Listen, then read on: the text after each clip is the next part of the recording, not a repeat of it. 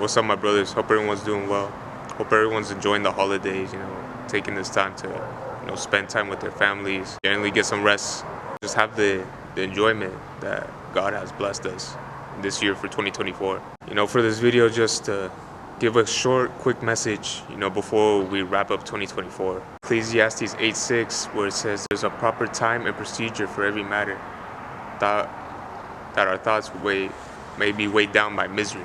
God's timing, every moment and procedure that has happened to us in our lives was supposed to end up that way. And either all the good things, all the bad things that happened to us in our lives was supposed to happen. God permits those things for a reason. Even though we don't understand certain, situations that happen to us in our lives, it's something to keep in mind, knowing that God working in us in our lives, is always perfect. God's plans are always perfect. A lot of us don't get it sometimes.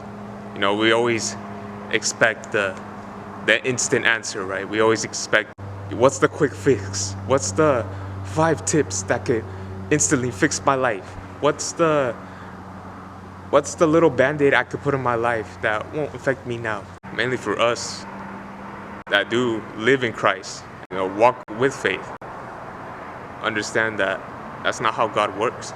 God is not a genie that can instantly grant your wishes. Sure, he has that power and authority to do that. Just like a good father would be to his son.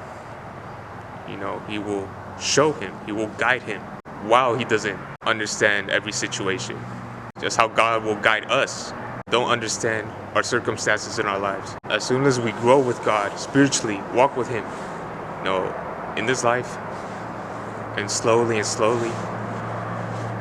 get closer to him, eventually we get the thing we wanted after all. There's many times myself where I always wanted a lot of things, a lot of certain things, like instantly. How like a child would be like, oh, I instantly want that toy. I instantly want that candy. Like for us adults, we instantly want that job. We instantly want that career. We instantly want those finances to be good. But we're forgetting the most important thing, to give our time, putting God first. Putting our time and effort to God first. Always keeping us in mind that every circumstance, every event God makes us go through, that we walking into our day-to-day lives, it was meant to be that way. With God's timing, it's showing us that maybe for some things we're not ready to handle it. That responsibility that it takes, to have that certain job, that opportunity, that expectation they have, for yourself, your family, stuff like that. Just having that understanding that God working in us, getting close with him, God will take care of the rest. Everything will be taken care of when we choose to put our faith in him. And like I said, for myself, I just get, very impatient. Or when I don't understand anything, I would get frustrated because I'm just like, man, why don't I have that certain thing by now? Why didn't I complete that certain expectation by now? This thing done at this certain time. When God, in Proverbs it says, trust in the Lord and do not rely on your understanding. We don't have every answer. We can't just rely on just one input, one reason, one answer because I said it. Because if it was that way, then that would be called arrogance. That would be called pride. What does the Bible say about pride? It's destruction. We always get stuck, have this doubt of, why does life suck right now when, I've been following God for so long and been doing this and that, when that's not how God works. First of all, life as a Christian was never, gonna be easy in the first place. God's in control of every circumstance and situation that is happening right now as we speak. And when we don't understand certain things, that's when our emotions go up. There was a saying I heard in a video I watched that said, when your emotions go up, your intelligence goes down.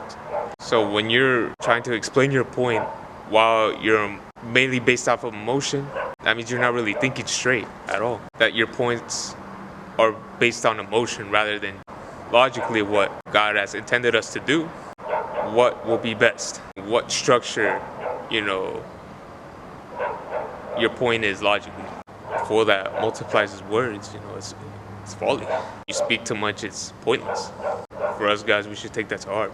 The real question is that what's it gonna take to make that change? What's it gonna take for us to leave the things of the what boys do, leaving everything you did when you were a child, when you were a boy, what you would used to do.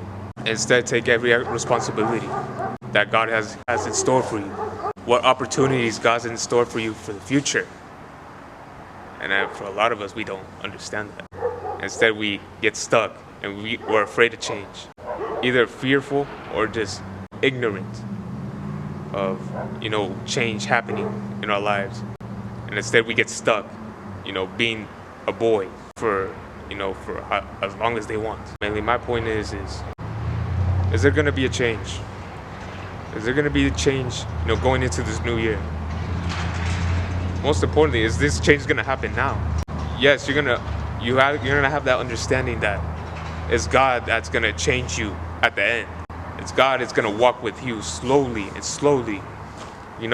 molding you to the strong man that He's gonna make you to be in the future, leaving the bad habits that you have, in your life, and having that understanding that